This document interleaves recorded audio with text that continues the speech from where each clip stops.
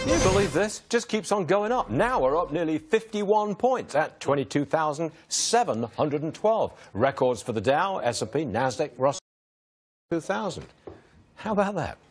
Politics. Earlier this morning, we spoke to a Republican congressman who's introducing a bill to ban bump stocks. That's the device used by the gunman in Vegas.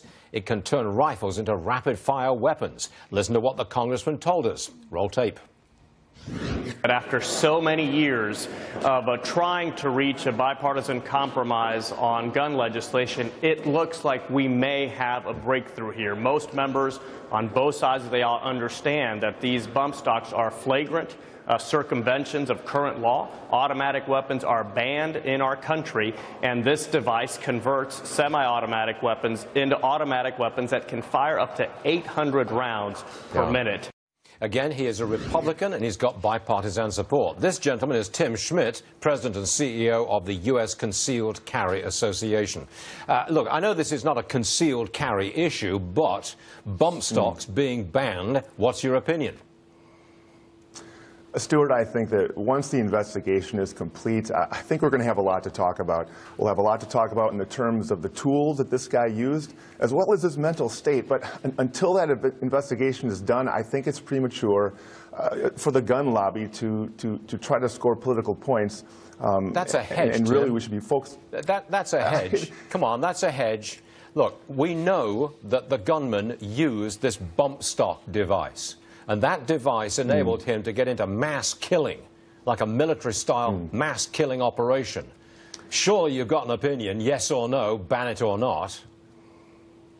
So, Stuart, I'm a firm believer that banning a mechanical device does not make it go away. Ultimately, what we're doing is we're shifting the blame from the person that actually carried out this horrible massacre.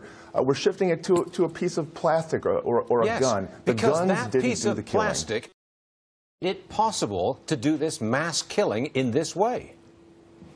I would argue that it could have been just as deadly had he not had the bump stocks. The bump stocks essentially they make the rifles unbelievably inaccurate, and I really think that we're shifting the focus away from what we should, which is why did this guy do this? What is wrong with our society that creates people like this that want to do such horrible acts? So we can't do anything until we've found out what his motive was, which we may never know. Not that we can't do anything, Stuart, but I really think that so what shall we do, Tim?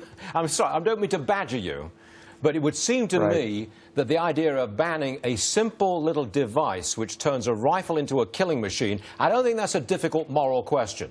I don't have a problem with that. Now, you can say I'm an unreformed Englishman who doesn't understand America, but nonetheless, you ask most people out there, and they will not have a problem with banning a device that turns a regular rifle into a killing machine.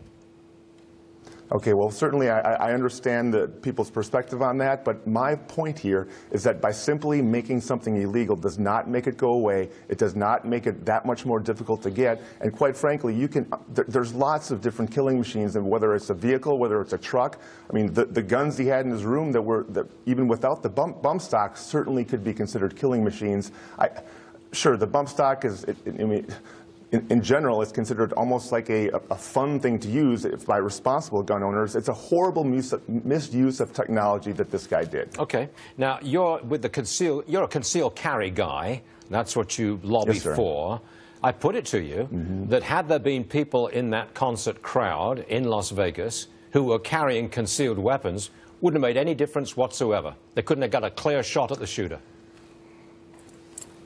Honestly, I'm sure there were lots of people legally carrying concealed weapons in that area because I'm sure that there were some off-duty police officers, and the fact that they had the discipline and didn't take shots that they shouldn't have taken is a great thing. But in terms of like your regular average citizen, of course not. The gunman was shooting from an elevated position. He had an extreme tactical advantage.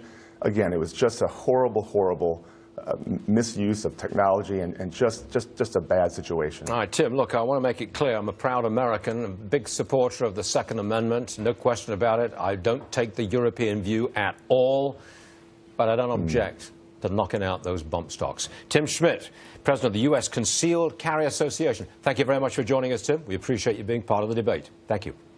No problem, Stuart. Thank you. Our next guest has a new piece in the Wall Street Journal. And look at that headline. Gun control after Las Vegas. Anyone who disagrees with the liberals' default position on guns is deplorable.